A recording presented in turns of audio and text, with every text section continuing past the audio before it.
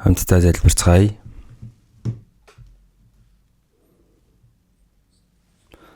Бидний хайрладаг ариун инэрэнгүй бидний Бурхан амин. Бурхан таны тогтоосон энэ түүхийн төгсгөлийн цаг үед гэм нүглээр дүүрэн өмнө самунаар дүүрэн энэ цаг мөчид эзэн та биднийг өөрийнхөө үнэт сар аварч энэ хормоо ертөнцөөс бид нарыг ариусган тусгаарлаж үлдсэн амьдралаа Бурхан таны хүсэл ба алдрын төлөө амьдрах боломжийг өгөхөнд өгөж ариун сүнсний хүч чадал мэрэгүү ханаар биднийг удирдах байгаа талархаж байна. Энэ цаг мөчид эзэн таны үнэтэй цар аврагдсан бид хүн нэг газар хамтдаа цуглаад Бурхан таны нэгүсэл ба хайрыг магтан дуулж үгнээ сурж эзэн тантайгаа хамт байдаг энэ ариун нөхөрлөл дотор байгаад үнэхээр их баярлалаа. Энэ цаг мөчид эзэн таныг бидний дунд хамт байгаа гэдэгт итгэж байна. Та хүн тус бүрийг анхааран ажиглаж өөрийнхөө зөвхөн баруун мутраараа хүн тус бүрийг дүшин тулж ариун сүнс ба хүч чадлынхаа үгээр та бид бүхнийг зөвтгөж үлдсэн амьдралаа Бурхан таны хүүхдийн хувьд ичиг зүйлгүй амьдрч чадхад та туслаарай. Зөвхөн Бурхан таныг л алдаршуулахыг чин сэтгэлээсээ хүсэж байна. Дэлхийн өнцөг болон бүрт байгаа манай сүм чуулган хэцүү хүн нөхцөл байдал донд итгэлээс ахаад итгэлээр амьдарч байгаа бүхэл ахын дүүстэй Бурхан та өөрийнхөө хүч чадлаар хамт байж энэ төгсгөлийн үед эзэн таны ариун үүргийг илүү сайн гүйцэтгэж чадхад та бид бүхэнтэй илүү хамт байгаарай. Өвчтөе зовлонтой сул дорой ахын дүүсийг мань та нэг бүрчлэн ажиглан анхаарч эрүү саруул хүчтэй байлгаж хэрэгтэй нэгүслийг буулгаж нэг ч хүн бүдрэхгүй байхад та хамгаалаарай. Цаг уйлганд бид бүхэнд хэрэгтэй үгийг өгч бидний явах замыг зааж өгдөг эзэн минь энэ цаг мөчиж гисэн бидэнд харуулахыг хүсэж байгаа өөрийнхөө ариун хүслийг бид бүхэнд илүү их ухааруулж Бурхан таны үгийг бид бүхэн өөрсдийнхөө зүрх сэтгэлд сахиж байгаад Бурхан таныг алдаршуулж чадхад та туслаарай. Энэ цаг мөчийг бүгдийг нь эзэн ариун сүнстэй даатхан эзэн Есүсийн нэрээр гуйн залбирлаа. Амен. Магтнооны багаас магтноод болно.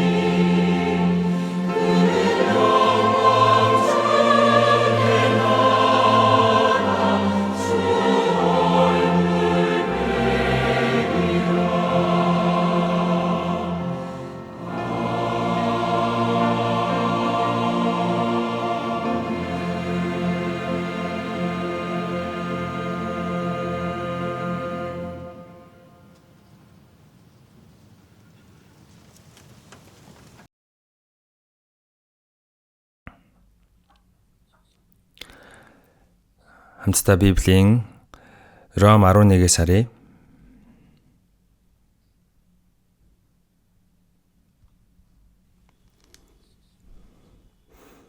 Ром 11-ийн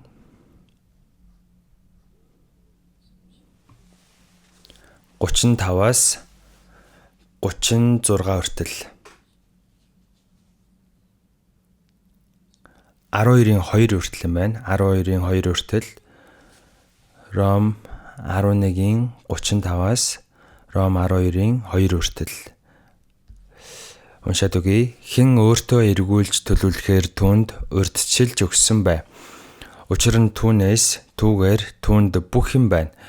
Түүнд алдар нь үрд байх болтугай. Амен. Ийм дахтунараа Бурхны өрөвт сэтгэлээр та нараас хичээнгүйлэн гуй. Өөрсдийн биеийг Бурханд тааламжтай амьд ариун дахил болгож өрг. Ингэх нь та нарын сүнслэг мөргөл мөн. Энэ үеийн явдалд нийцэлгүй харин оюун санаагаа шинчилж өөрчлөгдөх тун. Тэгвэл Бурхны сайн тааламжид төгс төгөлдөр юу болохыг таних болно. Энэ үртэл уншийе.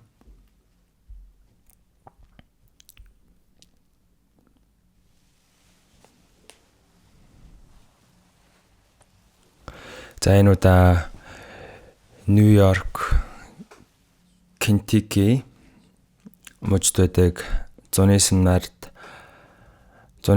цугларалтын байранд очиод зуны семинарт оролцоод ирлээ. За бас энэ удаа Нью-Жерси чуулганы сүмийн чуулганы нээлтэнд болсон. За тэр чуулганы байр бол анх Америк хүмүүсийн барьсан чуулганы байр. Нэлээд олон жил болчихсон. Үнэхээр сүрлэг бас их сайхан чуулганы байр байлээ. Яг Америк маягаар Америкчууд өөрсдийн гараар барьсан чуулганы байр байсан. За тэрийг манай ахын дүүс засаж янзлаад тэнд одоо ахын дүүс маань нүүж ороод одоо зөвшөөрлийг нь аваад чөлөөтэйгээр яг аль буйсаар нөхөрлөөд цуглаад үйл ажиллагаагаа явуулж байгаа.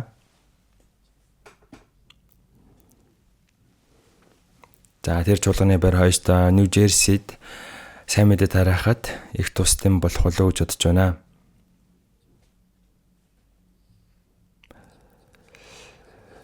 За харин Нью-Йоркд болохоор чуулганы байр ер нь бол их олддоггүй. За гэхдээ энэ удаа бас шинээр олоод тэгээд тэрийг худалдаж аваад засаж янзлж агаад тийшээ сайхан дүүс маань нүүж ороод одоо нөхөрлж байгаа. Хэдийгээр тентгийн нөхцөл байдал хэцүү байгаа ч гэсэн хичээнгүйлэн залбираад сайн мэдээ тараагаад авралын ажиллагаа тэнд тасралтгүй явагдаж байгаа. Тэгээд Кентикид байдаг зуны нэгдсэн семинарын байр Америкийн зүүн хэсэгт байдаг хотуудын яг төв цэг нь байгаа. За ер нь бол бусад хотуудаас нэлээд зайтай. Нью-Йоркоос 10 цаг явдаг, Вашингтоноос бас 8 цаг явдаг, Чикагогоос бас 8 цаг явдаг. Ер нь хамгийн ойрхон хот нь 6 цагийн зайтай байдаг юм байна.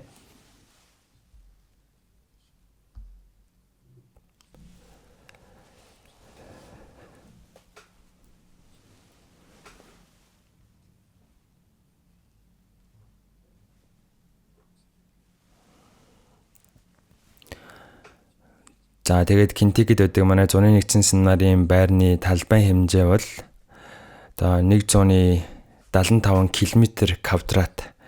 За дээр үед бол Америкчуудын моринд хориулгын газар байсан гэж байгаа. За тэнд манай сүм чуулган газар аваад зуны нэгдсэн семинарынхаа байрыг тэнд байгуулад тэнд ер нь бол ойр ойрхон нөхөрлөл хийж байгаа, цугларалт хийж байгаа. Зуны нэгдсэн семинар хийж байна. За чуулган бол тэрийг олон талаар маш үр бүтээлтэй, үр дүнтэй сайн хэрэглээд ашиглаж байгаа.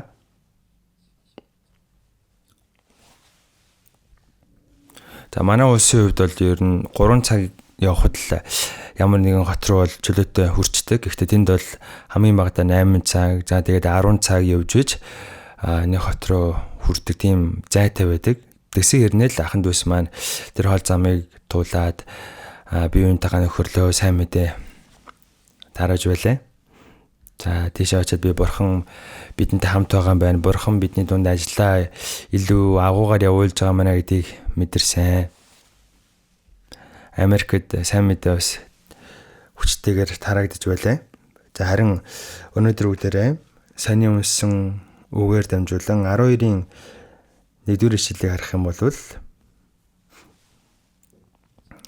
өөрөөсөө биеийг бурхан тааламжтай амьд ариун дахил болгон өрг гэсэн. Бурханы тааламжит амьд ариун дахил болгон өргөө гэж хэлсэн. За өнөөдрийн үгштэй бол бурхан тааламжтай амьд ариун дахил. 11-ийн 35-ыг харах юм бол хэн өөртөө эргүүлж төлөвлөхээр түүнд урьдчилж өгсөн бай гэсэн. За энэ үг бол Йов 41:11 дээр гарч байгаа үгнээс иш татсан. Бурхан бүх зүйлсийг бүтээсэн. Тэнгэрийн доорх бүх зүйлсийг бурхан бүтээсэн. Бүхий л тэнгэрийн доорх бүх юм минийхаа гэсэн. Буцааж төлөвлөхээр надаас хэн нэхих юм бэ гэж байгаа. За энэ үгийг хэрэгэлсэн энэ үгнээс иш татсан үг. Хэн өөртөө эргүүлж төлөвлөхээр түүнд урьдчилж өгсөн бай. Бүх зүйлсийг бүтээсэн бурхан бүх зүйлсийн үндэс бүх зүйлсийг захирж байгаа.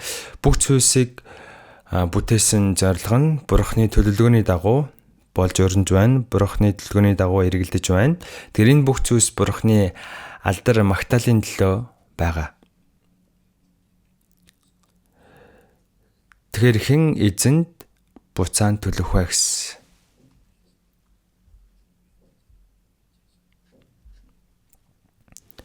Тэр эзэн бол хэн нэг үнээс ямар нэг юм зээлээд тэрийг нэг төлөх гээд байгаа нэг юм биш ахна шүү дээ.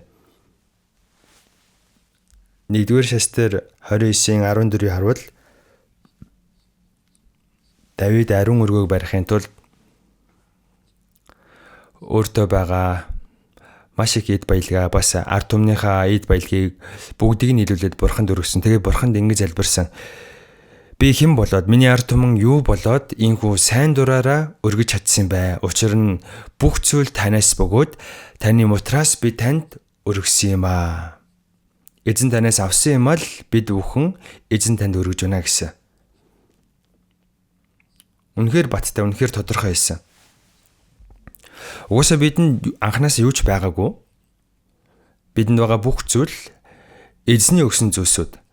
Тэгэхээр эзний өгсөн зүйлийг эзэн буцаагаад өгөх нь зөв хэрэгэ. Тийм учраас Библиэлд Бурханд өргөнө гэдэг үг нь өөрийнхөө зүйлийг өргөнө гэсэн үг биш. Бурханы зүйлийг өөрийнхөө зүйлийг Бурханы зүйл гэж мэдээд тэгээд Бурханы зүйлийг Бурханд эргүүлээл өгнө гэсэн утгаар гарч байгаа.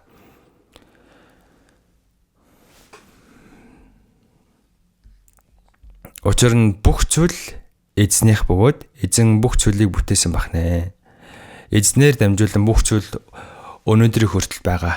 Бүх зүйл эзэн рүү буцхуулна. Энэ бүх зүйлсүүд эцэстээ бурхны төлөвлөгөөг биелүүлж агаад бүгдээрээ бурхан руу буцхуулнаа. Тийм учраас түнд алдар магтаал нь үеийн үед байх болтугай амин гэсэн. Тэр бүх зүйл эцэстээ бурхны алдрын төлөө оршиж байгаа.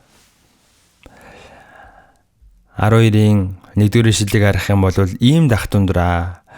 Бурхны өрөв сэтгэлээр та нараас хичээнгүлэн гуяа. Өөрсдийн биеийг бурхан тааламжит амьд ариун дахил болгож өргөө гэсэн.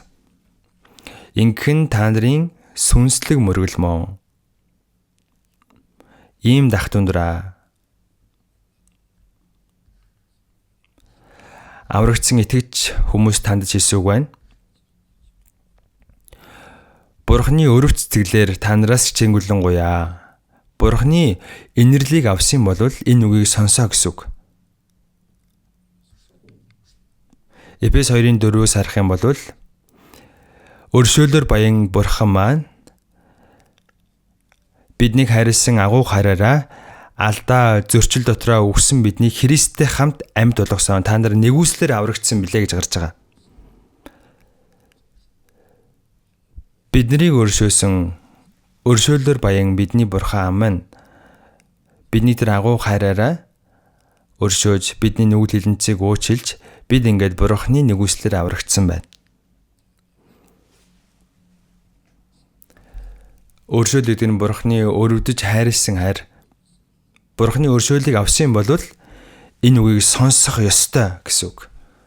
За энэ цаг мөчид энд байгаа бид өхөн жигсэн бурханы өршөөлөөр баян тэр хайрыг авсан тийм ээ. Тэгээд бид өхөн гим нүглээ уучлуулсан, аврагдсан, мөнхийн амийг авсан, деваачнд орох мөнхийн итгэл найдвартай болсон. Тэр энэ үгийг аврагдсан хүмүүс тандж хэлсэн. Ийм дахтундраа гэсэн. Үнийг хүлээн аваа гэсэн. Та нар өөрсдөө мийг бурхан тааламжид амьд ариун дахил болгон өргөө.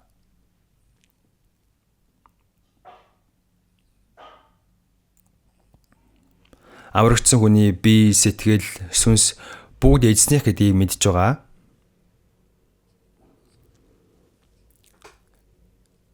Эзний зүйлийг эзэн буцаагаад өргөх ёстой гэсэн үг. Өөрийнхөө зүйлийг бурханд өргөж байгаа юм биш ээ. Бурханаас авсан зүйлээ эргүүлээд бурханд өргөж байгаа юм. Тэгэхээр зөвхөн аврагдсан хүн л зөвхөн бурханых. Тийм учраас 1-р Коринт 6-гийн 19-20-ыг харах юм бол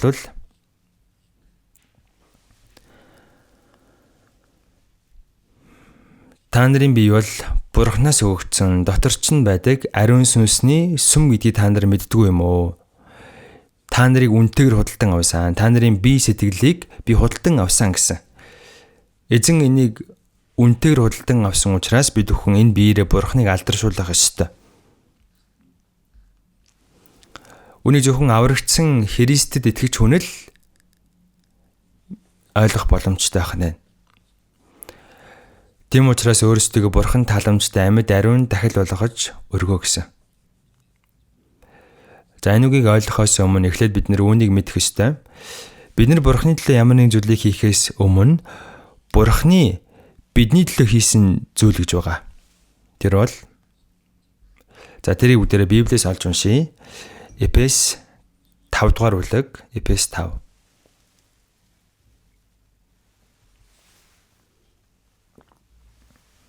Эфес 5-ын 2. Эфес 5-ын 2. Христ биднийг хайрлсан бөгөөд өөрийгөө бидний төлөө бурханд анхлан үнэрт өргөл ба дахил болгон өргөсөн шиг та нар хайр дотор яв.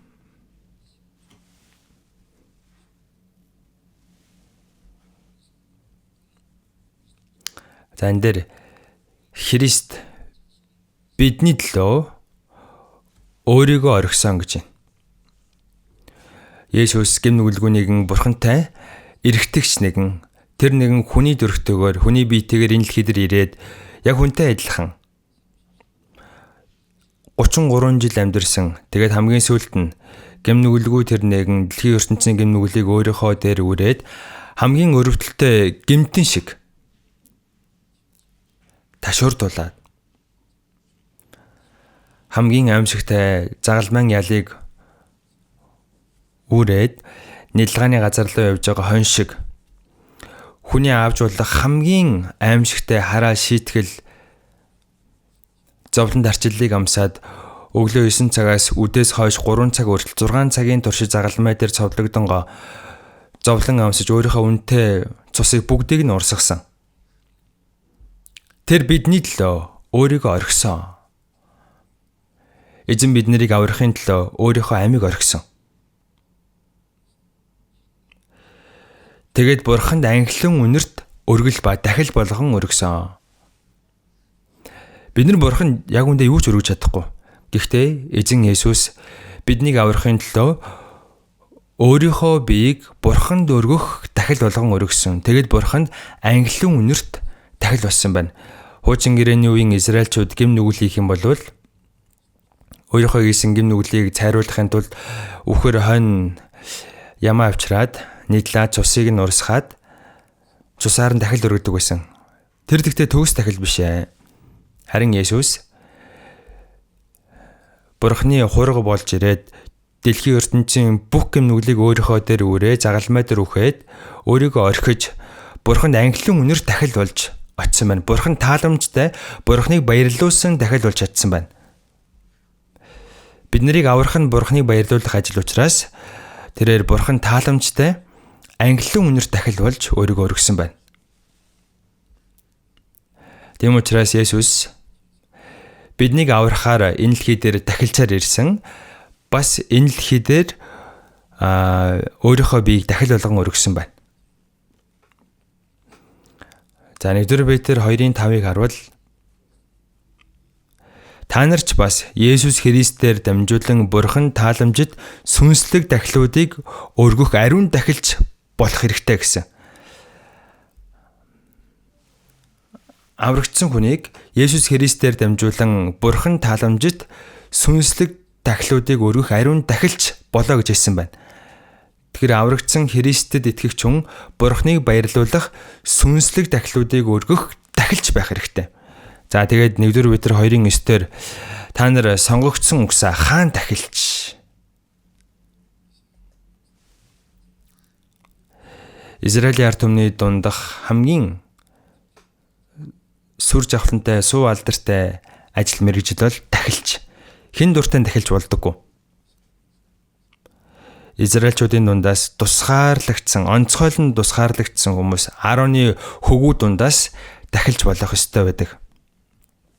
Харин аврагдсан бид хүн одоо Бурхны дахилч болсон. Бурханд тааламжтай сүнслэг ариун дахилуудыг өргөх дахилч болох ёстой гэсэн байна. За аврагдсан бид хүн өөрөөсөө Бурхны өмнө хаан дахилч, тэр сүр жавхлантай дахилч бахна. За эхлээд үнийг мэд хэрэгтэй. Дахилч зөвхөн Бурханд үйлчлдэг хүн. Есүс бол тэрүүн дахилч. За тэгээд Есүс бидний төлөө өөрийнхөө биеийг Бурханд дахил болгон өргөсөн. Тэгээд бидний нүгэл хэлнцийг уучлаад Бурханд тааламжтай тэрүүн дахилч болж чадсан. Яг түүнтэй адилхан бид бүхэн Бурхны дахилчийн хуваар Бурханд тааламжтай, Бурхныг баярлуулдаг сүнслэг дахилуудыг өргөдөг ариун дахилч болох хэрэгтэй гэсэн. Тэгэхээр бид бүхэн Бурхны өмнө ариун дахилчаа гэсэн үг. Тийм учраас бидний сүнс, бие бүх зүйлийг эзэн өөрийнхөө цусаар худалдаж авсан учраас минийх биш, бүгдээрээ эзнийх бахна.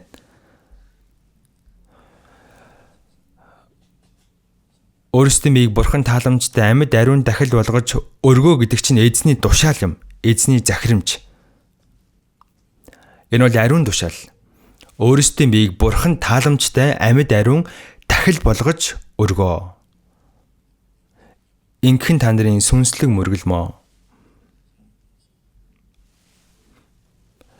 За энэ асуудлын талаар бүгдээрээ маш нухацтай бодож үзэх ёстой. Бид бол Бурхны ариун дахилч болчихсон. Дахлын бие бол бидний бие юм. Өөрсдийн биеийг Бурханд тааламжтай амьд ариун дахил болгож өргөө. Энэ бие гэдэг чинь энэ бие махбодыг хилээ зогсохгүй. Бидний сэтгэл, бидний хүн чанар, зан чанар, бидний амь, бидний бүх зүйлийг хэлж байгаа. Өөрсдийн амьдралын бүх зүйлийг Бурхан тааламжтай, Бурхныг баярлуулдаг амьд ариун дахил болгож өрг гэсэн. Бурхны тааламжтайгаар хүлээн авдаг амьд ариун дахил болгож өргөө. Өөрсдөө ариун дахилч болгоо гэсэн. Аврагдсан гэдэг чинь эзний үнэтэй царай аврагдсан хүн. 1 Петр 1:18-ыг харуул. Ингэхдээ та нар эцэг өвгдөөсөө өвлсөн утгагүй амьдралаас алт мөнгө мэтийн устдах зүйлээр бус харин гимзэмгүй бөгөөд толбоггүй хурганых адил Христийн үнэт цусаар золигдсноо мэдэгтэн. Хурга мэт эзний үнэт цусаар бид хүн золигдож аврагдсан. Мөн Еврейсийн 12 дээр Есүс өөрийнхөө цусаар мөнхийн золилтыг агуулan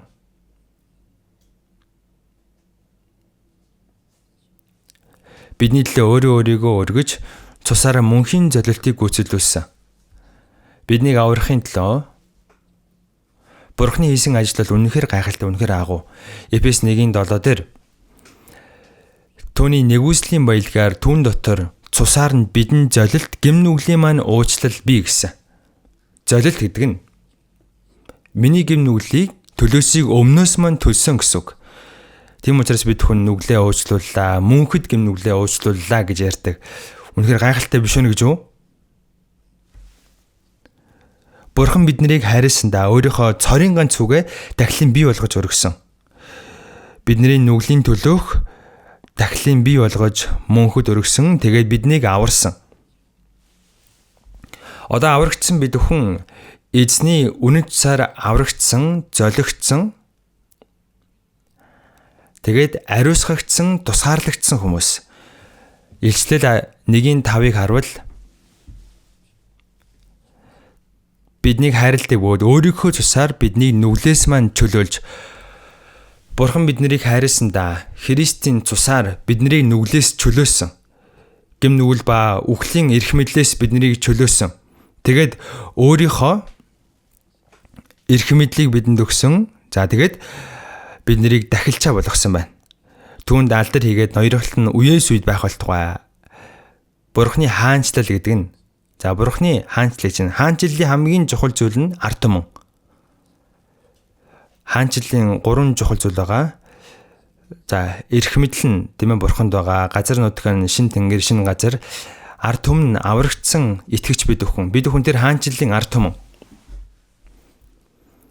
Бид нарыг хайрлаж тэр цусаараа бид нарыг ариусхан цэвэрсэн. Тэгээд бидэнд энэ хаанчлалд орох эрх мэдлийг өгсөн. Тэгээд бид нарыг өөрийнхөө дахилж болгосон. Биднийг дахилж болгосон гэдгийг бид хүн мартах ёсгүй.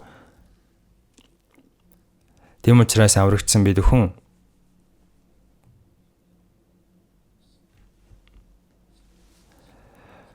Бурханд үйлчилдэг сүнслэг дахилчим, сүнслэг дахлыг өргөх ёстой. Сүнслэг дахилч, дахилчийн хувь дахилч ирнэ. Дахилч ирнэ буруу юм хийгээд байж болохгүй ч тийм. Ром 14 үгдэрээ түр харъя. Ром 14-өөс харъя.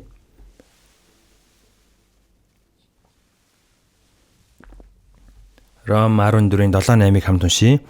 Бидний хинэнч өөрийнхөө төлөө амьдрдаггүй, хинэнч өөрийнхөө төлөө өгдөггүй. Бид амьдралаач эзний төлөө амьдрдаг, бид өглөөж эзний төлөө өгдөг. Тиймээс амьдрсан ч өгсөн ч бид эзнийх. Энэ үгийг бүгдээрээ чэжсэн биз дээ? За бүгд нааш хараарай. Сая ямар номны хэдий унссан ба? Ром 14:7-8-ыг унссан дээ. Үүнийг чэжлээгүй хүн өдрийн бол битгий дээрээ. Яагаад гэвэл аврагдсан Христэд итгэгч хүний яс маханд энэ үг шингэсэн байх хэрэгтэй. Сэтгэлд нь биелэх хэрэгтэй. Аврагдсан хүмүүсийн дунд өөрийнхөө төлөө амьдрдаг хүн байж болохгүй. Аврагдсан хүмүүсийн дунд өөрийнхөө төлөө амьдрдаг хүн ойлгомжтой байж болохгүй. Өөрийнхөө төлөө өгдөггүй гэж байна. Өөрийнхөө төлөө амьдрахч ирэх байхгүй, өөрийнхөө төлөө өгөхч мэдл байхгүй. Яг бид амьдрсан ч өгсөн ч эзнийх. Бурхны цорын ганц хөө бидний төлөө өгөж өөрийнхөө үнэтэйцийг урсгаж бид нарыг авраад бид нарыг өөрийнхөө ариун дахилж болгосон. Дахилч хүн гэдэг чинь өөрийнхөө төлөө амьдрдаг хүн биш. Харин Бурхныг баярлуулахын төлөө Бурханд ариун дахилыг өргөдөг хүмүүс. Тийм учраас бид хүн өөрсдийнхөө биеийг Бурхан тааламжтай дахил болгон өргөх ёстой. Бидний хинэн ч өөрийнхөө төлөө амьдрдаггүй. Өөрийнхөө төлөө амьдраад байгаа хүн байж болохгүй шүү дээ. Тэр чинь үнэхээр муу хэрэг. Өөрийнхөө төлөө амьдрахгүй байх чинь онцгой зүйл биш. Энэ бол үнэхээр ойлгомжтой, үнэхээр хэвийн зүйл. Бид нэр амьдрсан ч эзний төлөө амьдарч. Үхсэн ч эзний төлөө өөхөх ёстой. Эзний төлөө амьдрна. Шаардлага гарвал эзний төлөө үхнэ. Яагаад вэ? Бид амьдрсан ч үхсэн ч эзнийх. Эзэн намайг амьдруулна уу, үхүүлнэ үү? Эзэн минь та намайг өөрөө мэдэрэй гэд эзэнд өөрийгөө даатгах хэрэгтэй. Бидэнд өөрийнхөө төлөө амьдрах эрх байхгүй, эрх мэдэл байхгүй. Өөрийнхөө төлөө үхэх мэдэл байхгүй. Бид нэр амьдрсан ч үхсэн ч эзний өмч. Тийм учраас та нар өөрсдийн биеийг бурхан тааламжтай амьд ариун дахил болгож өргөө гэсэн. Энэ бол эзний бидэнд тушаасан чухал тушаал. Өөрсдийн бие гэдэг нь бидний бүх зүйлийг илж байгаа. Надад байгаа бүх зүйл, миний сэтгэл, миний зан чанар, миний амьдрал тэр чигтээ.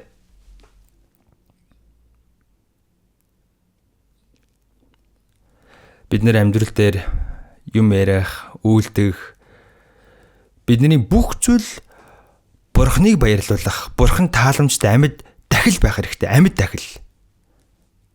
Яаж ин дарамттай байна уу?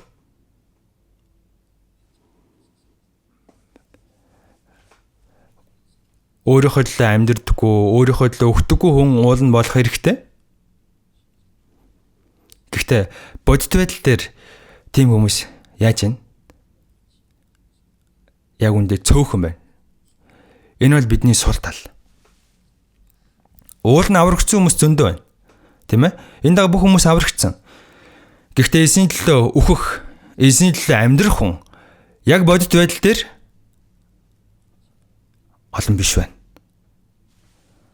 Энэ бол бидний сул тал, асуудал. Гэхдээ эзэн үүнийг биднээс шаарддаг. Эзний төлөө амьдрсан ч болно, амьдрахгүй байсан ч зүгээр. Амьдарч байгаа л өөрийнхөө төлөө өгчих юм бол одоо тэгээ яалтай үлээ дээ гэж эзэн хэлээгүй шүү дээ. Үнэн гэдэг чинь эвлэрдэггүй, тохиролцдоггүй. Эзэн бидний төлөө өгч биднийг аварсан учраас эзэн биднээс шаардж байгаа зүйл бол өөрийнхөө үлдсэн амьдралыг эзний төлөө амьдр гэж байна. Үүнийг биднээс шаардж байна. Шаардлагатай бол үхнэ. Бурхны ариун цорын ганц хүү бидэн шиг гэмтнийг аврахын төлөө тэр ромчуудын гаргасан хамгийн аимшигтай цаазын ялыг амссан. Загалмайн цаазын ялыг амссан. Загалмай дээр зүгээр нэг хатчаагүй. Өмнөх шөнө нь бүх хувцсыг нь тайлж агаад багнаас ууж байгаа тэр аимшигтай ташуураар биеийг нь урагтталтанд ташуурцсан. Зарим хүмүүс ташуурдуулж агаад тарчлаад дунд нь өвчдөг байсан. Тэр аимшигтай ташуураар ташуурдуулсан. Тийм учраас Есүсийг ирэхээс 700 жилийн өмнө Исая 53:5 дээр гэвч гэмт үйлдэл маань улмаас тэр гатгагдан хилэнцэн маань улмаас тэр бисарч тэр ташуурдуулж тэр бицарч түүний шарахаар бид эдгэрсэн. Бидний амсах ёстой байсан тэр хараал шийтгэл бидний бүх зүйлийг гэм нүгэлгүй тэр нэгэн өөрийнхөө биеэр өмнөөс мань амссан. Үнэхээр гайхалтай биш гэж үү? Эзэн биднийг аврахын төлөө бидний амсах ёстой байсан ичхүр, зовлон, тарчлыг бүгдийг нь амссан учраас бид өхөн өөрсдийнхөө үлдсэн амьдралыг эзний төлөө өнгөрүүлэх ёстой. Эзэн үүнийг биднээс шаардж байна. Эзний биднээс шаардаад байгаа зүйл хэрээс хитрээд байгаа мó? Дуулал 116:12 дээр надад тандсан бүх өгөөмөр шишгийхэн төлөө би эзэнд юу буцаах вэ? Бурхан биднийг аврахын төлөө бидэнд өгсөн нэгүсэл гэж байгаа. Тэр бүх нэгүслийг би юугаар буцаах вэ? Бидэн шиг нөгөөлтнүүдийг аврахын төлөө Бурхан цорын ганц хүүгээ бүтээгчтэйг адилхан нэгэн Филиппо 2:5-ыг харах юм бол тэр бурхантай тэгш байсан хэрнээ гэж байгаа. Өөрийгөө хоосолж хүнтэй адилхан болж боолын дүрийг авсан гэж байгаа. Есүс хүн биш шүү дээ. Эцэг хүү ариун сүнс гэд гурлаар оршигч бурхан байгаа. Тэр байр сууриа хоосолж орхиод хүн болоод хүний дөрхөөр ирсэн. Боолын дөрхтэй болж хүнээр ирсэн хэрнээ хүмүүсийн боол нь болсон. Есүс би үйлчлэхийн тулд бас харин үйлчлэхийн тулд олны төлөө амиа золиос болгон өгөхийн тулд ирсэн билээ.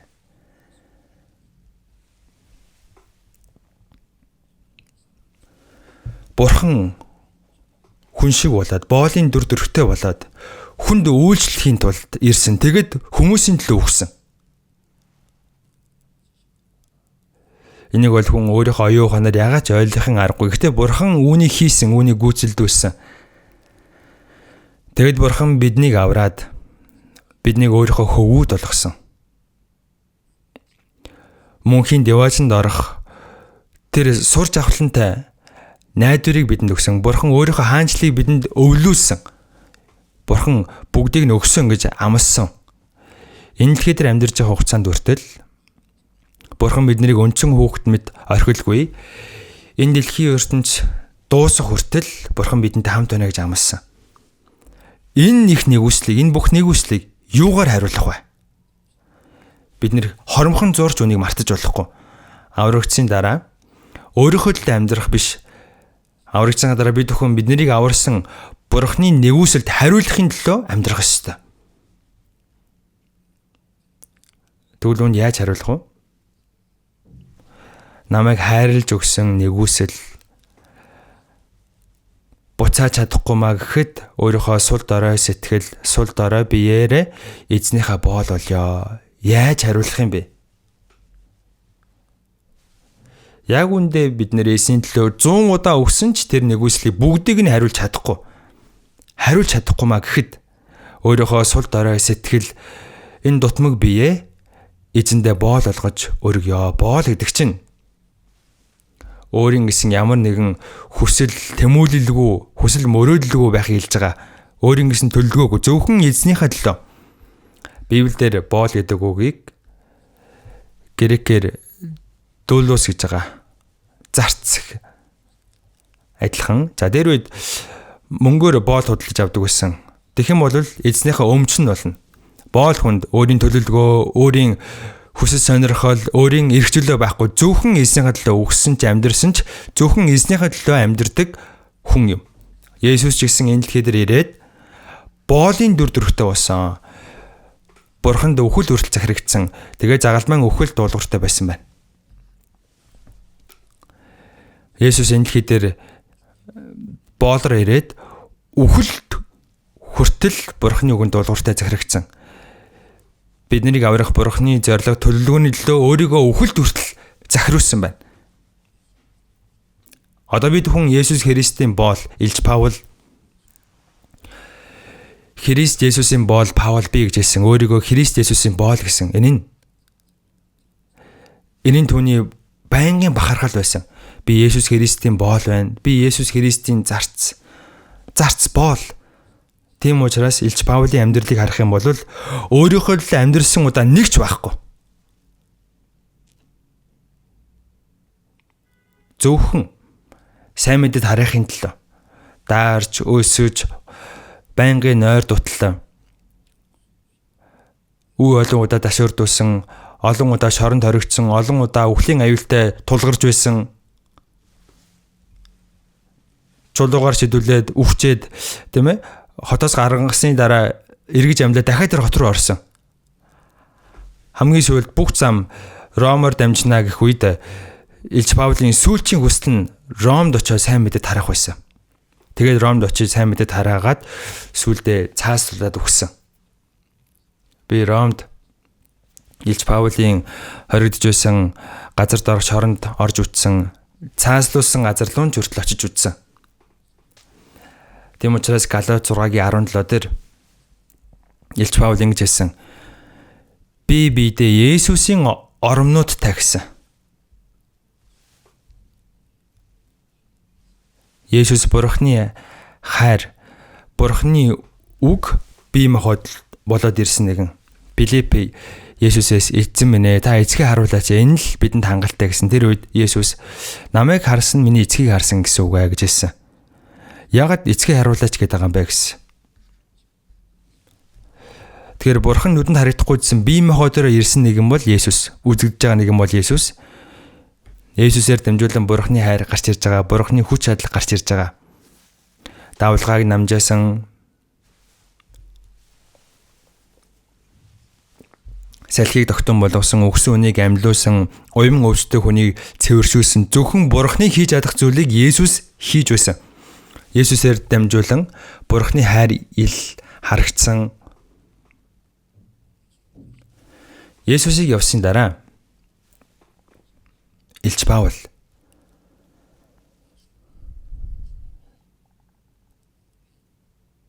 Есүс Илч Паулын амьдралаар дахин төрсөн юм шиг, дахин үзэгдсэн юм шиг байна. Илч Паулын амьдрал, Есүсийн амьдрал хоёр хоорондоо яг адилхан. Би бидээ Есүсийн оромнуудтай ямар ором юм бэ? Зовлонгийн ором. Бид нэр Илч Паул шиг, Илч Петр шиг амьдарч чадахгүй маа гэхэд бид нар уул нь яг адилхан нэгүслэр аврагдсан хүмүүс. Бид нар өөрсдийн бие сэтгэлээ эзнэх гэдгийг бүр ухаарад үүнтэй эвлэрээд эзний төлөө амьдрья гэсэн чин сэтгэлд ядаж болох хэрэгтэй. Та нар өөрсдийн биеийг Бурхан тааламжтай амьд ариун дахил болгож өрг гэсэн. Энэ нь та нарын сүнслэг мөргөл мөн. Хүмүүс нь мөргөлийг их буруугаар ойлгодог. Гэр бүлийн мөргөл, ийм мөргөл гээл эзний өдөр цуглах юм бол за бүгдээрээ мөргөлөө эхлүүлье. Бурханд сүнслэг болон үннээр дахил өргөе. Эзний өдөр усанд ороод цэвэрхэн сайхан хувцс өмсөөд бие цэмцгэр авч аваад тэгээд чуулганыхаа байранд ирээд эзэн минь миний амьд ариун дахлыг та хүлээн авна уу? Энэ сүнслэг мөргөл юм уу?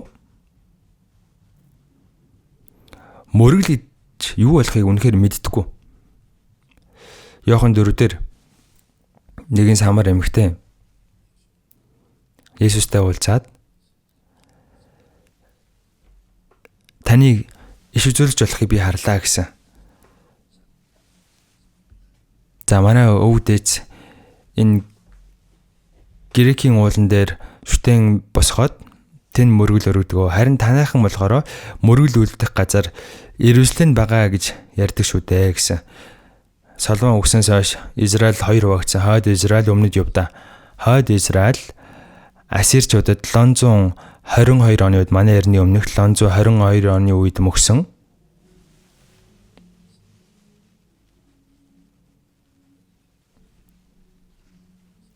Тэгэд харь үндэстэн хүмүүс орж ирээд евдээчүүд харь үндэстэн хоёр холилдоод гарч ирсэн хүмүүс нь самарчууд. Тийм учраас евдээчүүд самарчуудыг нохоо мэт үздэг, үл тоодог.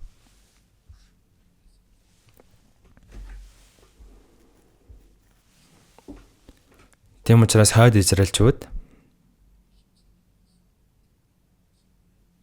за Грек уулын орой дээр ариун өргөө байраад энэ бол мөргөл өрөх ёстой газар гэж ярьдаг. За тэр үед Есүс эмэгтэй надад итгэ та нар энэ уулан дээр ч биш, Иерусалимд ч биш, аль нь биш ээ. Жихнээсээ мөргөл үлдэх цаг нь ирж байна. Бурхан бол сүнс, түүн мөргөгчт нь сүнсээрээ үннээр мөрөх ёстой гэж альтлаа гэсэн. Бурхан ямар нэгэн тогтсон газар, тогтсон цагт мөргөлийг хүлээн авдаг юм болов? Бурхан өөрөө сүнс учраас ямар нэгэн тогтсон газар, тогтсон цагт, тогтсон зан үйлээр дамжуулан Бурхан мөргөлийг хүлээн авдаггүй. Тэгэх шаардлага байхгүй. Бурхан Сүнс учраас түүн мөргөгчт нь сүнсээр үннээр мөрөх ёстой гэсэн. Энэ нь ариун сүнс болон үннийг хэлж байгаа. Тэр аврагдсан хүн л чихнээсээ мөрөглүүлдэг боломжтой. Аврагдаг хүмүүс цуглаад, магтнуудуулаад залбирсан ч бурхан ерөөсөө хамт байхгүй, бурхантай хамаагүй байна гэсэн үг. Аврагдсан хүн л аврагдсан хүний дотор л ариун сүнс байгаа. Бурханы нэгүслийг ухаарах юм бол ариун сүнс ороод ирдэг. Та орж ирсийг мэдэхгүй байгаач, мэдэхгүй байсан ч дотор ч байгаа. Тийм учраас Эдрэг 26-гийн 19-дэр Коринт чуулганыханд биеэрээ гим нүгэл хийсэн хүмүүс байсан. Тэр үед энэ бие чинь ариун сүнсний сүм гэдгийг та нар мэдэхгүй юм уу? Мэдэхгүй байгаа учраас энэ биеэрээ гим нүгэл үйлдээд дэжтэй гэж хэлсэн. Энэ бие чинь ариун сүнсний байдаг сүм юм. За ариун сүнс Бурханы үгийг бидэнд ухааруулдаг. Бурханы үгийн дагуу амьдрахад бидэнд тусалдаг. Тийм учраас сүнсээр болон үннээр гэсэн. Ариун сүнс биднийг үнний дагуу удирддаг бахна. Энэ замаар удирдуулж амьдарж байгаа бүх замыг сүнслэг мөргөл гэж байгаа. Мөргөлийн зам гэж байгаа. За мөрөглөө эхлүүлээ, дуусгая гэсэн юм бол ерөөсөө байхгүй. Мөргөл дуусгах юм бол өстой бадрын штэ. Аврагдсан хүний хувьд аврагдсан цагаас ахуулан бурхны өмнө очин очтлоо мөрөглүүлж байгаа. Бидний амьдрал тэр чигтээ мөргөл юм. Деважинд очисын дараажсан бид бүхэн мөрөглүүлдэн. Бурханд бид бүхэн алдрыг өргөнө. Тийм учраас та нар өөрсдөө мийг бурхан тааламжтай амьд ариун дахил болгож өргөө гэсэн. Ганцхан би хэлээгүй. Миний сэтгэл, миний бүх амьдрал, миний бүх зүйл бурхан тааламжтай амьд ариун дахил юм аа. Бидний амьдрал тэр чигтээ бурхныг баярлуулдаг, сүнслэг дахил болох хэрэгтэй. Бурхны хүслийн дагуу амьдарч байгаа бүх зүйл маань та нар энэ үеийн явдалд нийцэлгүй. Энэ хорм завхай ертөнцөөс үлгэр дүрээл авалгүй. Үлгэр дүрээл авна гэдэг чинь дуурайхыг хэлж байгаа. Дуурайлгүйгээр харин сэтгэлээ шинчилж өөрчлөгдөх ёстой. Ариун сүнс болон үгээр бид бүхэн өөрсдөө бага-багаар өөрчлөх хэрэгтэй. Аврагдсан ч гэсэн өмнөх зуршил зан чанар байгаа аврагдсан дуулна алга болчдөг болгоё. Гэхдээ тэр байгаа учраас бид бүхэн үг болон ариун сүнсээр бага-багаар өөрчлөх хэрэгтэй. Өөр үгээр итгэл маань өсөх хэрэгтэй. Итгэл өснө гэдэг чинь Христийн зан чанар дотор маань бага-багаар бий болж миний хуучин хүн бага-багаар үгүй болохыг хэлж байгаа. Аврагдсан хэрнээ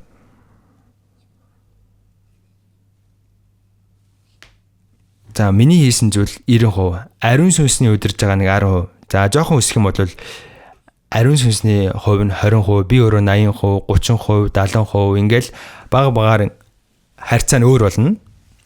За дараа нь 50-50 болвол ариун сүнсээ дагаж амьдарч байгаа л махбодоо дагаж амьдарч байгаа л за жоохон өсөх юм бол эзэн миний сэтгэлийн 70%-ийг захирах юм бол би нэг 30%-тэй үлдэн штэ. За иймэрхүү харьцаатай байхад л бид бүхэн өөрсдөө яалч чадна. Бага-багаар. Тодорхой хэмжээнд өсөх юм бол бид бүхэн махбодын бүх хүчин зүйлсүүдийг ялж чадна. Ром 8:14 дээр учир нь бурхны сүнсээр удирдуулж байгаа хүн бүр бурхны хөвгүүд юм аа. Бурхны сүнс байгаа зогсохгүй. Ром 8:9 дээр Христийн сүнс байхгүй байгаа нэг нь Христийнх биш аа. Тэгэхээр Христэд итгэж идүүгээ хамаагүй хэлж болохгүй. Тэр Христэд итгэж гинэ. Тэр пак гэдэг хүн чин үнэнч Христэд итгэж гинэ. Юуг нь харж тэгж хэлээд байгаа юм? Христэд итгэж гэдэг чинь Христ дотор нь амьд байгаа хүнийг хэлж байгаа. Христ дотор нь амьд байгаа хүнийг Христэд итгэж гэж байгаа. Христийн хүнийг, Христийн өмч болсон хүнийг Христ байгаа зогсохгүй. Христийн сүнсээр удирдуулж байгаа нэг нь бурхны хөвгүүд гэж гэрчлэгдэнэ. Хүмүүсээ итгэлийн амьдрал заримдаа өөрийнхөө хүснээр өөрийнхөө дураар амьдарч байгаа. Тэгээд эсний өдрөөс сүмдэр ирээ залбираад, магтнуудуулаад, пастрынхаа сургаалын нэг үзэл сонирхоод, хэдэн төгрөг өргөчгөөд тэгэл буцаж гараад өөрийнхөө хүснээр зоргоор амьдрах энэ итгэлийн амьдрал юм уу? Энэ чинь өөр шашин шүтлэгтэй өөр сүм журганд явдаг хүмүүс илүүзээ хийдэг. Энэ итгэлийн амьдрал биш ээ. Итгэлийн амьдрал гэдэг чинь аврагдсан цагаас агуулan Бурхны өмнө очтлоо. Бурхны хүүхдийн өсөөр ариун сүнсээр удирдуулад өөрийнхөө амьдралыг тэр чигтэн Бурханд амьд ариун дахил болгож өөрийнхийг хэлж байгаа. Гэр бүлдээ, ажил дээр, нийгэм дээр, чуулган дээр миний бүх зүйл би хаанч байсан. Миний бүх амьдрал Бурхны хүслийн дагуу миний ярьж байгаа, үйлдэж байгаа бүх зүйл маань Бурхныг баярлуулдаг амьд ариун дахил сүнслэг мөргөл байх хэрэгтэй. Яаж ч тэгж чадж гин үү? Тэг ёстой, ойлгомжтой. Аврагдсан ичээ заримдаа аврагдсан юм шиг, заримдаа аврагдаагүй юм шиг. Гэхдээ ингэж бол үнэхээр асуудалтай байна гэсэн үг. Хизээ хүртэл ингэж амьдрах юм бэ?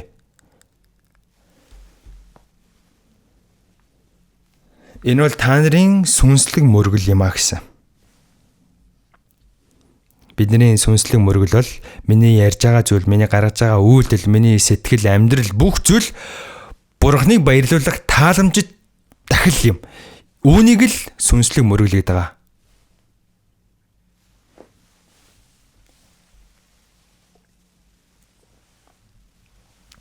За тэгээд Христэд итгэж хүний Бурханд өргөх бие нь миний бие гэдгийг ойлгох хэрэгтэй. Дахлын бие нь миний бие, миний сэтгэл, миний амьдрал тэр чигтээ.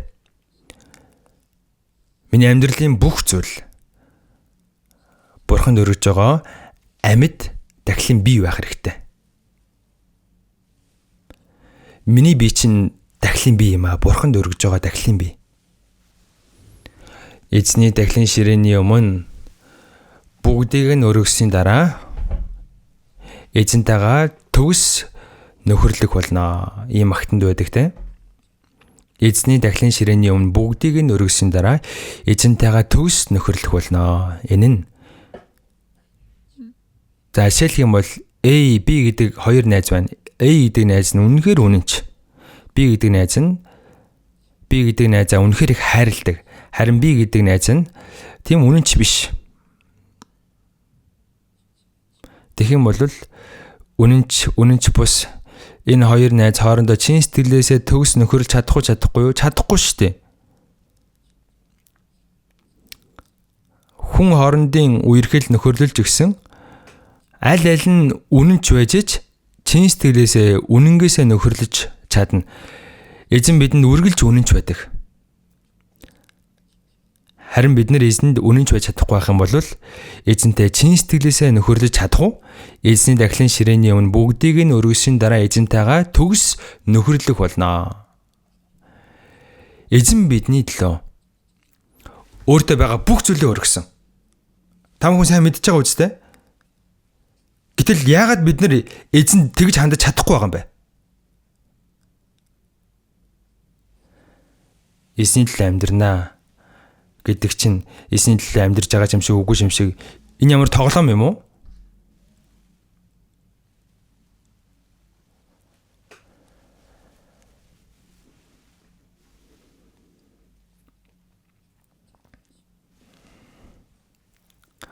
Эзний өршөөлийг аваад энэ агуу нэгүслийг ухаарсан хүн эзний төлөө амьдрах нь нэг үүрэг аль биш харин сайн дураараа өөрийгөө Бурханд баяртайгаар өргөх юм.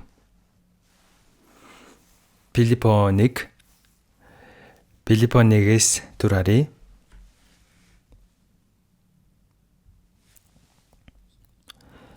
Филиппо 1:20.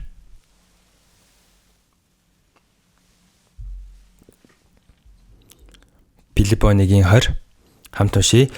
Юунд жичихгүй харин бүрэн зоригтой байх юмсан гэсэн миний хүслэн болсон гордлог болоод найдварын дагуу одоо ч урдын адил амиарч бай, үхлээрч бай, биеэр минь Христ өргөмжлөгдөх болно. Зайлж Паул. Миний чин сэтгэлийн зориг хүслэн нэг гордлого байна. Тэр цорын ганц хүсэл нь юу юм бол? Би юунд ч ичихгүй. Харин бүрэн зоригтой байх юмсан. Одоо ч урдын адил зоригт амьдрамаар байна. Би амьдрсан ч үгсэн ч миний биеэр Христ өргөмжлөгдөх болно. Миний биеэр дамжуулан зөвхөн эзэн өргөмжлөгдөөсэй гэж би хүсэж байна гэсэн. Зайлж Паул миний хувьд амьдрах нь Христ, үхэх нь ололт юм а гэсэн. Би амьдрсан ч үгсэн ч. Энэ бол миний цорын ганц хүсэл, найдвар, миний гордлого юм а гэсэн. Миний биеэр дамжуулан Христ өргөмжлөгдөх. Христэд итгэж хүний хэлж байгаа ганц үг, гаргасан үйлдэл нь буруу болчих юм бол Есүсийн нэр доромжлогддог, муулагддаг та бүхэн мэдв үү? Тэр яг одоо аврагдсан юм уу, аврагдаагүй юм уу? Тэр хүний үгийг сонсохоор аврагдсан юм шиг, үйлдэлийг нь харахаар биш юм шиг их хамаагүй ярих юм а. Өстой заримдаа харааллыг хүртэл хэлхий.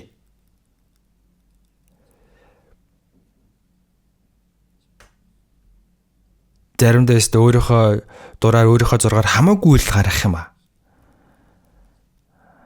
Харин тийм. Би ч тийм хүн харахаар тэр өндөр эзэн байдаг юм уу, үгүй юм уу гэдгийг мэддэггүй, бүр мэдхээ болчдөг.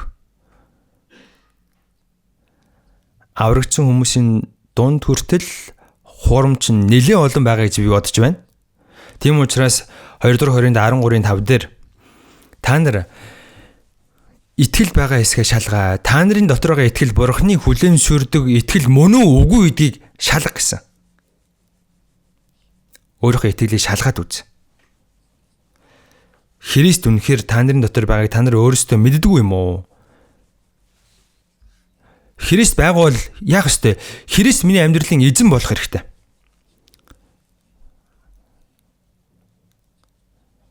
Зочин ирчээд ах чинь, тийм ээ? Зочноо унтлахын өрөөндөө оруулж хайчаал тэгэл өөрөө гэр ажлаа хийгээл яваад ах юм бол зочин уурлал шал дэмий ирлээ гэл бушууг явахыг л бодно үсттэй. Эзэн бидний бие махбод дотор ороод ирчихсэн байгаа. Тэр ариун нэгэн. Тэгвэл бид бүхэн эзнийг өөрийнхөө амьдралын эзэн болгож заалж өргөмжлөх ёстой. Миний бодол, миний яриа, миний үйлдэл бүх зүйл эзний төлөө байх ёстой. Эзний хүслийн дагуу. Тийм учраас амьдрсан ч үгсэн ч миний биеэр дамжуулан Христ өргөмжлөгдөөсэй гэж би хүсэж байна. Бид бүхэн эзний нэрийг муулуулж болохгүй. Илж Паул үнэхээр агуу хүн байсан. Тийм учраас 1 Коринт 11:1 дээр би Христийг дураадаг шиг намайг дураацгаа. Илж Паул үнэхээр Христийг дураасан. Эзэнтэй яг адилхан амьдарсан. Бид нар ч тэрийг дуурайх ёстой. Гэрчлэлийг сонсохоор үнэхээр мундаг, сайн ярьдаг, үнэхээр сайхан ярьдаг. За дээр үед одоо л тийм байхгүй л те. Дээр үед нэг гэрчил сайн ярьдаг ихч байсан. Үнэхээр мундаг ярьдаг ихч байсан. За тэгэл энэ тэнд баахан чуулгануудаар ингэж өргөдөж очоод гэрчил ярьдаг байсан гэсэн. Гэрчил үнэхээр мундаг сайн ярьдаг байсан. Тэгээ сүүлд нь харсан чи биш байсан. Тэр хүний амьдрал бүрэн буруутсан. Тэр хүний гэрчил юу байсан бол худлаа байсан. Бидний амьдрал чинь миний гэрчлэл.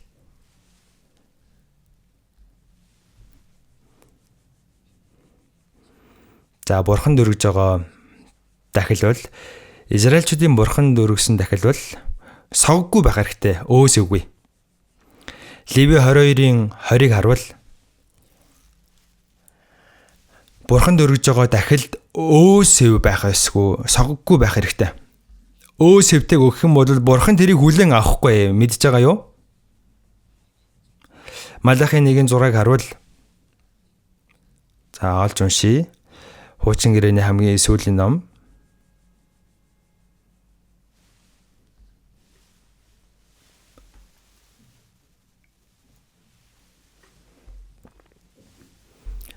Малахи 1:6.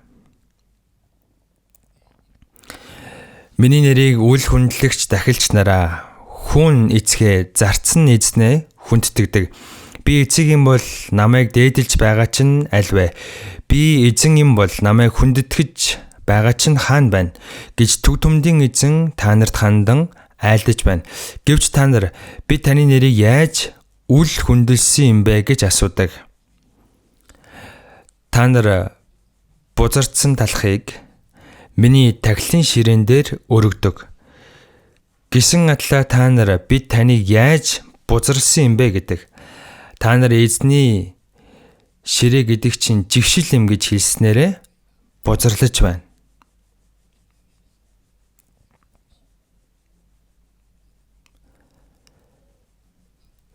Та нар сохор малыг дахил болгон өргөж байгаа нь муу биш гэж үү? Та нар доглон ба өвчтөйг нь өргөж байгаа нь муу биш гэж үү? Үнийг захирагчдаа аваачч өг. Тэр та нарт таатай хандах уу? Эсвэл тэр та нарыг илгэсгээр хүлээн авах уу гэж төг төмдийн эзэн айлдаж байна. Харин тааллыг нь хайж Бурхны царайг эрэлхийлээд үз. Та нарын гарт иймэрхүү өргөлөөд байхад тэр та нарын хэн нэгнийг илгэсгээр хүлээн авах уу гэж төг төмдийн эзэн айлдаж байна. За энийг харуул. Малахигийн үед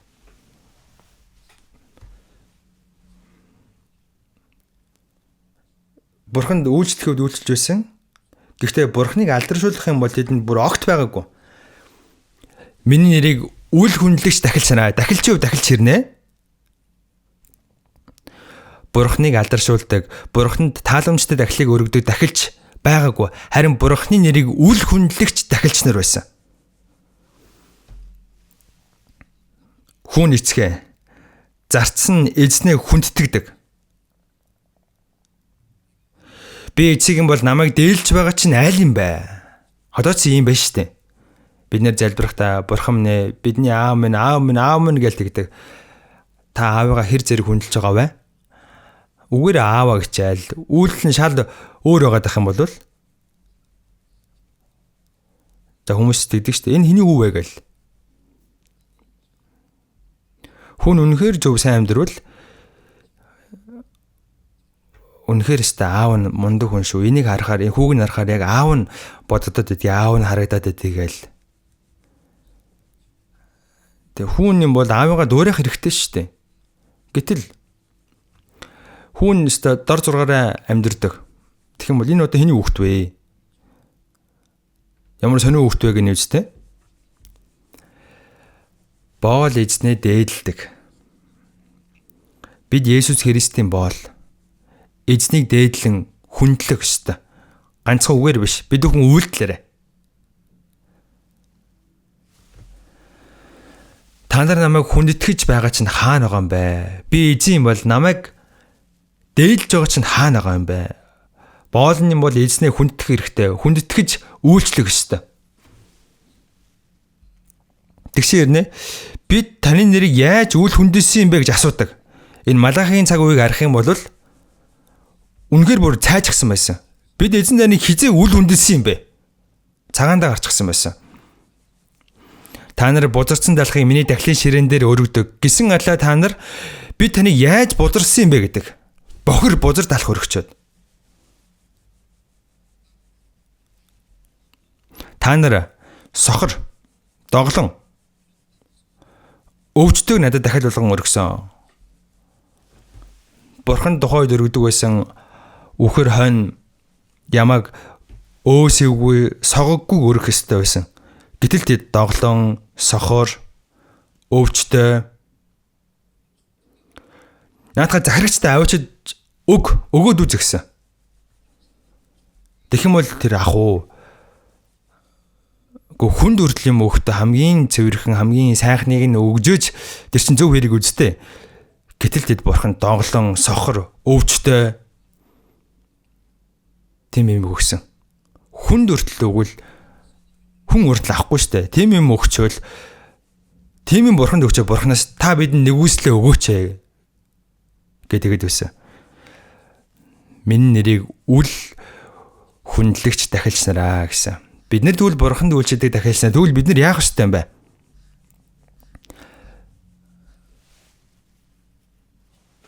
Бид нар өөрсдөө цэвэр дахлын бий болгох хэрэгтэй. Бид нар үг үйлдэлээрээ буруу зүйл хийвэл тэгэд бурханд дахилт өргөдөг дахилч гээд дахилт өргөдөх юм бол бурхныг үл хүндэтгэж байгаа дахилч нар болж болно.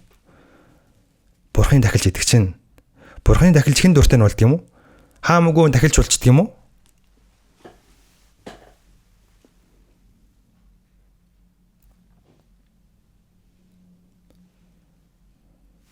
Одоо бид хүн бурхны дахилч болсон гэдгээ мартаж болохгүй.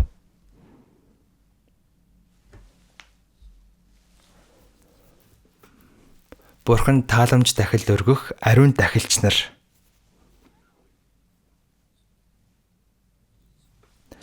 За Библийн 1-р Петр 2-оос харъя.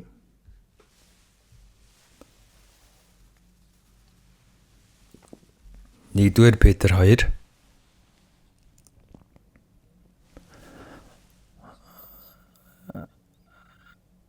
Нэгдүгээр Петр 1 юм байна. 1-ийн 15-16-г хамт уншийе. Та нарыг дуудсан ариун нэгний адил өөрсдийн бүхэл зан байдалтай бас ариун байхтун. Яагад гэвэл би ариун учраас та нар ариун байхтун гэж бичигдсэн юм.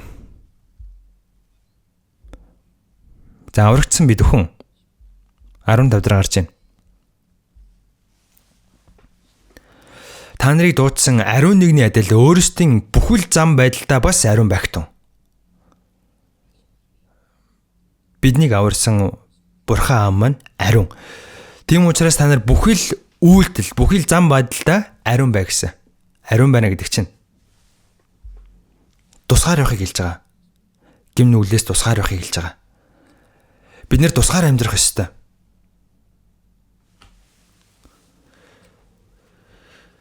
Бидний амьдрал Бурханы хүүхдийн хуваар Христэд итгэж хүнийхээ хувьд зөв зохистой байх ёстой. Ганцхан нэр нь л Христэд итгэгч Бурханы хүүхэд деваж руу орох ард түмэн биш, бидний амьдрал яг түүний дагуу байх хэрэгтэй. Энэ бол мэдээжин зүйл.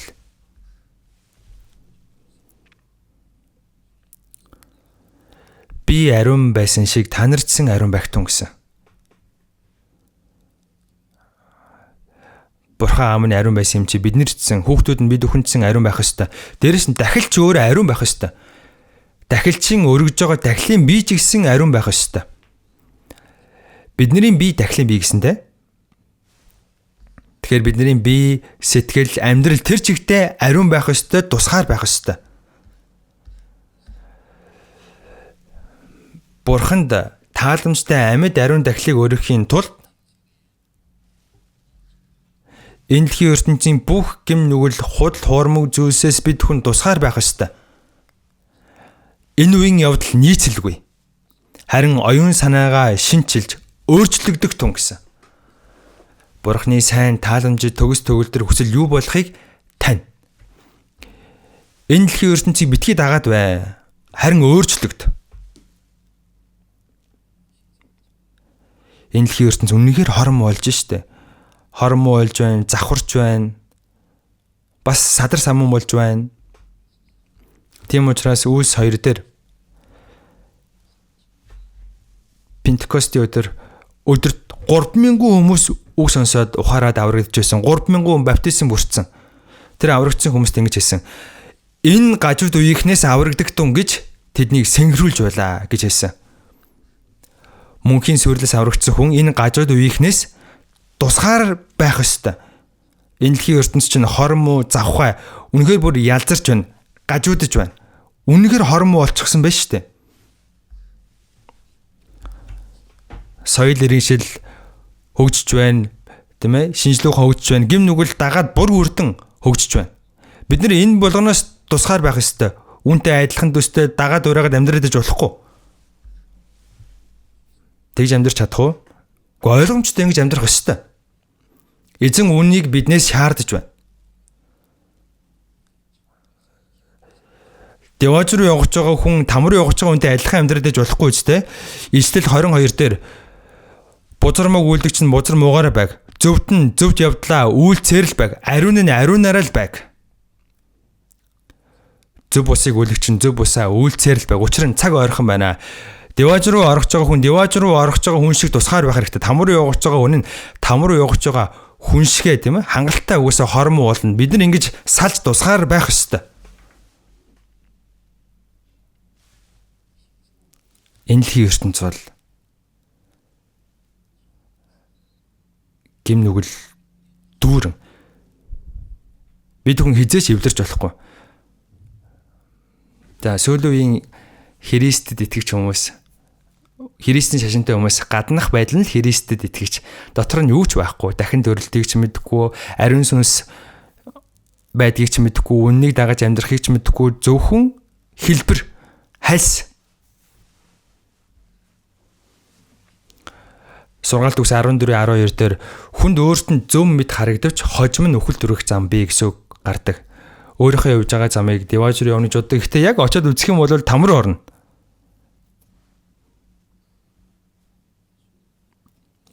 Есүст итгэгч нь шашинлаг амьдрал биш шүү дээ. Өөрийнхөө хүснээр амьдрал, чуулган дээр чинь хэдэн магтнууд уулчаал, магтнууд нүртэл худлагаасаа магтандууч үнэхээр сайхан шүү дээ. Би таныг өмнөхөөсөө илүү хайрлнаа. Үнэхээр би эзнийг өмнөхөөсөө илүү хайрлаж байгаа болов? ертөнцийг гэсэн өнгөрсөн дэх бүхэл шунал хүсэл маань дээр үед бүгдээ алга болчихсон. Ингээд болох үед бурхан зогс хизээч намайг хайрлсан бай. Энэ ертөнцийн шунал бүр энэ нүртэл чинь тулчгаад байхад чи намайг хизээ яаж хайрлсан бэ? Ямар сайн худлаа ярьдаг юм бэ? За зарим хүмүүс ингэж хэлдэг. Есүст итгэдэг хүмүүс эзний өдөр хамгийн худлаа ярьдаг. Эзний өдөр яаж хизээ нь худлаа ярих юм бэ? Залбирх үедээ.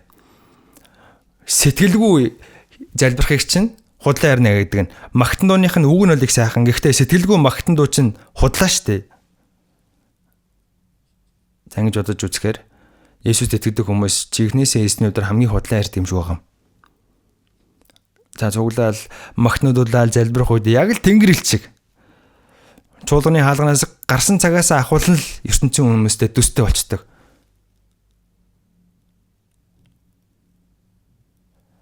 За ойлгомжтой ингэж амьдарч болохгүй.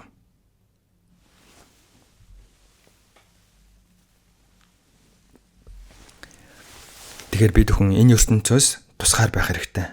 Ариун байдлаа гэдэг чинь тусгаар байхыг хэлж байгаа.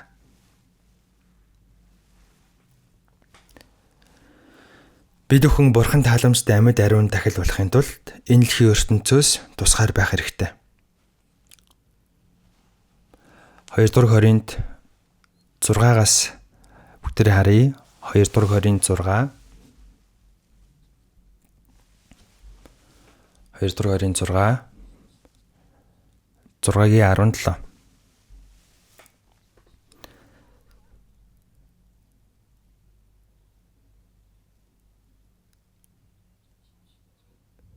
6-гийн 17.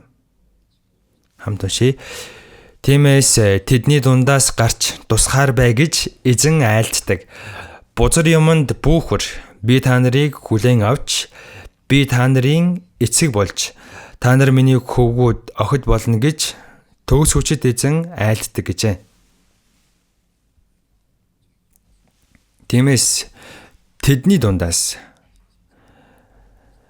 ертөнцийн хүмүүсийн дундаас гарч тусгаар бай. Бузар юмд бүхвэр тустай байх хэрэгтэй. Тусгаар байх хэрэгтэй.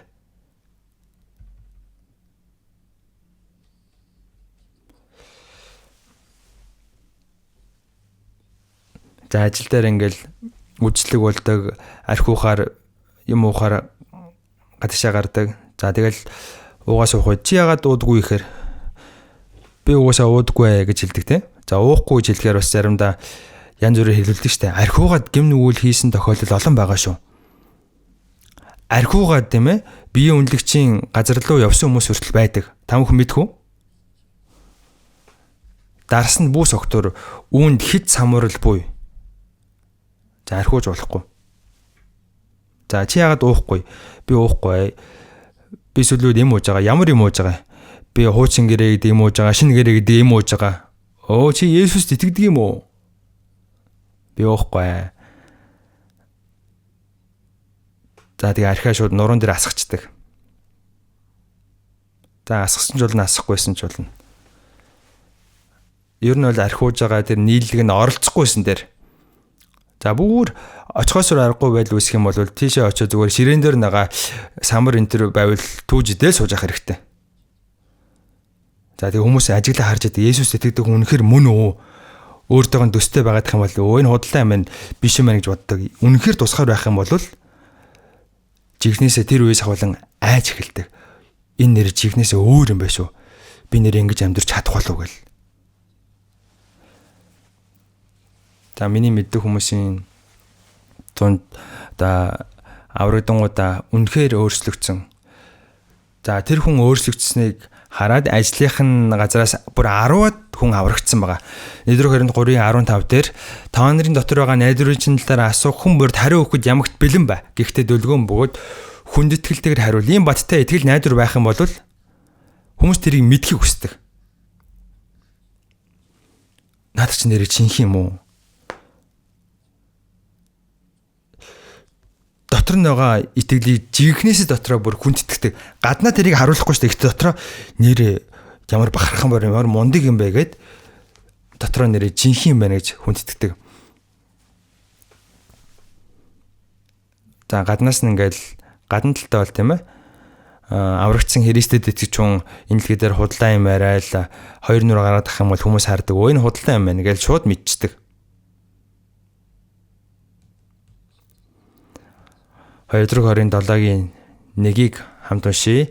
Хайртууд минь эдгээр амлалт байгаа тул бид өөрсдөө махбодын ба сүнсний бүхий л бохроос цэвэрлэе. Ингэхдээ Бурханаас имэж ариун чанарыг төгс болгоё. Бурханаас имэж ариун чанарыг төгс болгоё. Махбодын ба сүнсний бүхий л бохроос өөрийгөө цэвэрлэе.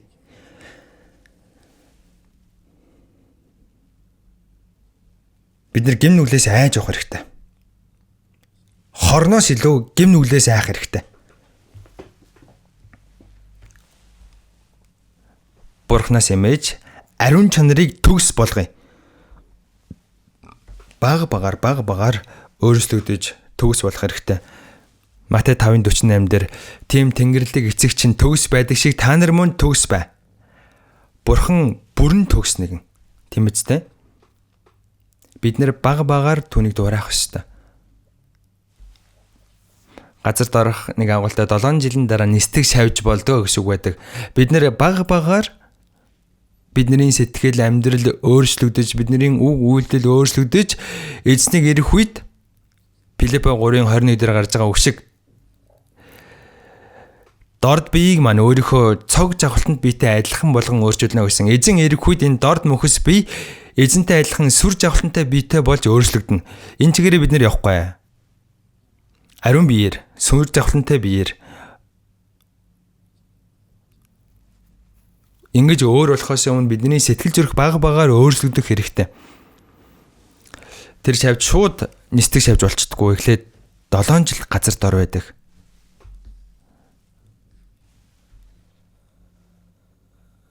За нэг агуултай навч мэрж иж байгаа л тэгээд бага багаар хувирж агаад нисээд эрвэх болчдөг. Ингэж бага багаар өөрчлөгдөх хэрэгтэй. Сүм чуулганд яваад 3 жил, 10 жил боллоо. Олон жил явлаа. Гэтэ яагаад одоо хүртэл сэтгэл нь ертөнцийн хүндээ төстэй байгаад байдаг юм бэ? Өөрийгөө судалж үзээрэй. Үгээр би үнэхээр нэрээ зөв амьдарч байна уу? Үнэхээр би жинхэнэ нь мөн үү?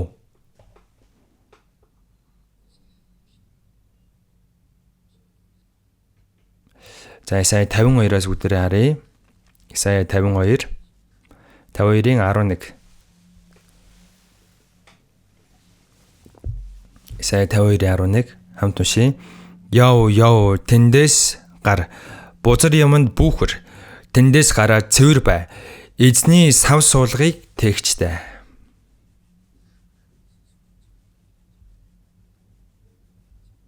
Яв тэндээс гараа бузар юмд бүүхэр. Энэ дэлхийн ертөнцийн хүмүүсээс тусгаар бай. Тэндээс гар бузар юмд бүүхэр. Тэндээс гар гэж байна. Эзний сав суулгыг тээгчтэй, өөрсдөө цэвэрлэл, өөрсдөө ариусга, дахилч хүн. Гэрээний явдрыг үүрээд явдаг. Бурхны үгийг үүрээд эзний дагаад явж байгаа хүн ариун байх ёстой. Өөрийгөө цэвэр байлгах ёстой.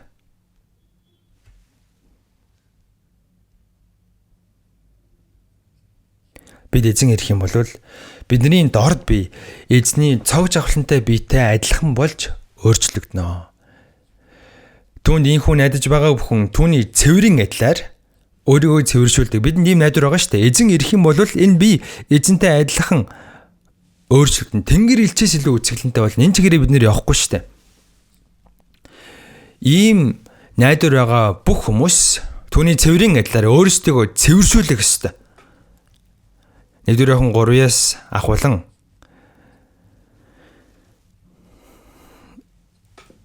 эзэнтэй адилхан болно гэж найдаж байгаа бүх хүн эзэнтэй адилхан өөрийгөө багаар цэвэрлэж энэ дэлхийн ертөнцийн хүмүүсээс тусгаар байх хэрэгтэй. Гаргаж байгаа үйлдэл нь, гаргаж байгаа үг нь болгоомжтой байх хэрэгтэй. Багаар өөрийгөө өөрчлөх ёстой. Залбирч. За үг сурахгүй байх юм бол цэвэр болохгүй. Аврагч зөвхөн Библийг уншихгүй.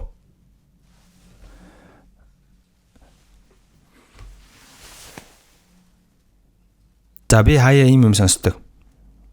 Аврагцсан хүн эзний өдөр 5 гаргийн үгэн дээр үгэндээ сайн оролцдоггүй. Нэг гадуур ингээл тойрол яваад идэг, коридороор яваал идэг.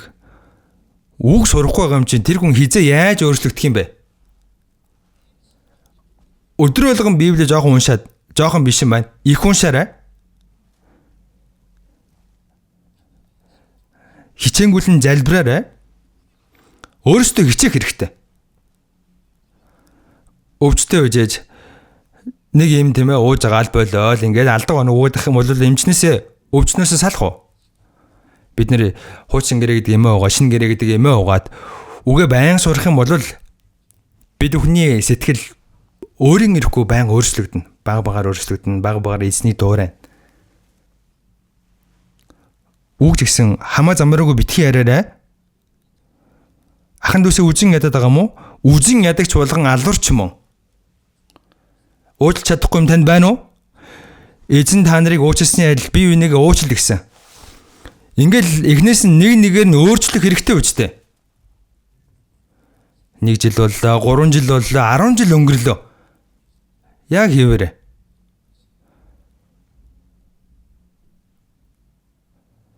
За ингэж ээж болохгүй. Өөрийгөө цэвэр байлга гэсэн.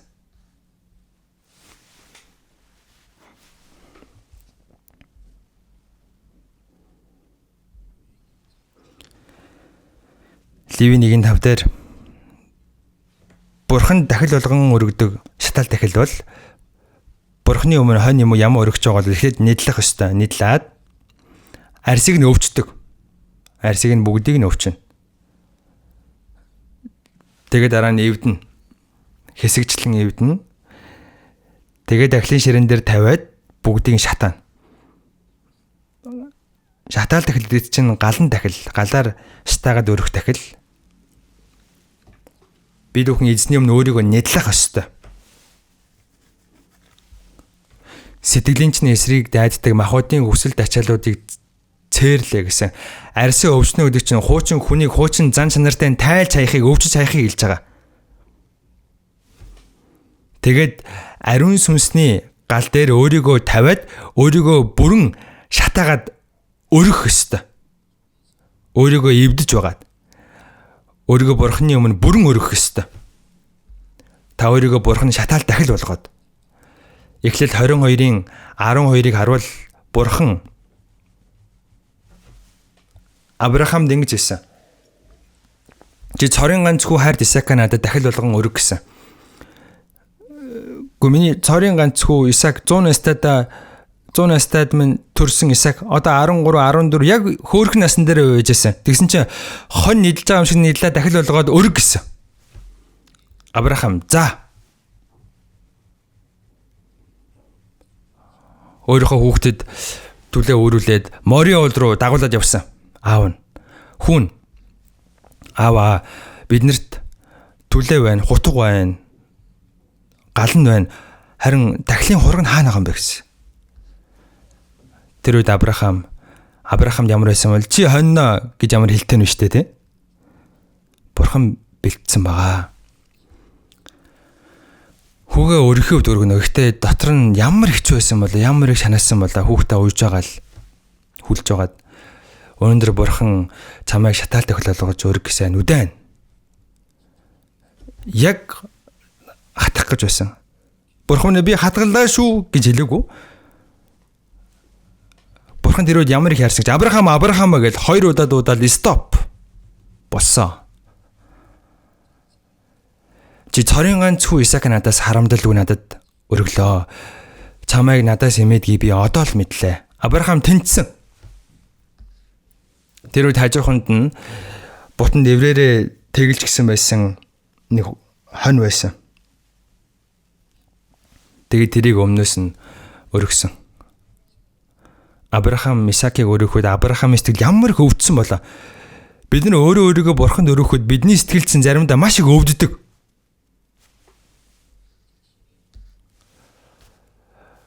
Өөрийгөө Бурханд өргөх үед өөрийгөө амьд ариун дахил болгон өргөж байгаа Христэд итгэж хүн чинь өөрийнхөө эрх чөлөө, өөрийнхөө баяр хөөрт, өөрийнхөө дурладаг зүйлсүүдийг оргисон хайсан хүмүүс мэдхүү? Энэ дэлхий дээр эрх дураараа эрх чөлөөтэй амьдрахыг эрх чөлөө гэх үү? Хүснээрээ амьдрахыг эрх чөлөө гэх үү? Өөрийгөө баясгахыг эрх чөлөө гэх үү? Христэд итгэж хүн гэдэг чинь өөрийнхөө эрх чөлөө, баяр хөөргийг хайсан оргисон хүмүүс хэдийгээр сэтгэл өвдөж гисэн тэгж амьдрах ёстой. Христэд итгэж хүн эзэнтэйгээ бүрэн нэгдээд Бурханы тааламжит ариун амьд дахил болж Бурханд өөрийгөө өргөх ёстой. За би үнэхээр Бурханы дахилчийн хувьд өөрийнхөө энэ бие сэтгэлийг Бурханд амьд ариун дахил болгож өргөх ёстой гэдгээ би мартах ёсгүй. Яаж вэ? Үг болон залбирлаар Бурханы үгэнд дуулууртай байж Бурханы үгэнд дуулууртай байх чинь Бурханд амьд ариун дахил болж байгаа хэрэг юм аа. Хамт залбирцгаая. Өршөөнгүй бидний Бурхан амен. Бурхан танаас хол байж гэм нүгэл дунд байсан бид бүхнийг өрөвдөж аврахын төлөө Бурханы цорын ганц хөө бидний өмнөөс хөөж түүний урсгасан үнд цаар бидний нүгэл хилэнцгийг уучлж ямар ч гавьяа байгуулаагүй байхад биднийг аварсан тань талархаж байна. Бидний бие сэтгэлийг эзэн та өөрийнхөө үнэтэй цаар хөдлөж авсан учраас бид эзэн таны өмчүүлээ. Одоо Бурханы өмнө ариун дахилчийнхаа хувьд Бурхан таны тааламжтайгаар хүлээн авдаг ариун тахилыг өргөөд амьдрч чадхад та бидний бие сэтгэлийг бүгдийг нь удирдан захирч өгнө. Эцэг минь эзэн таны ариун хөвгүүд Бурхан таны ариун хүслийн дагуу амьдрч чадхад эзэн та биднийг бүрэн удирдах бидэнд туслаарай. Бидний эзэн Есүсийн нэрээр гуйн залбирлаа. Амен.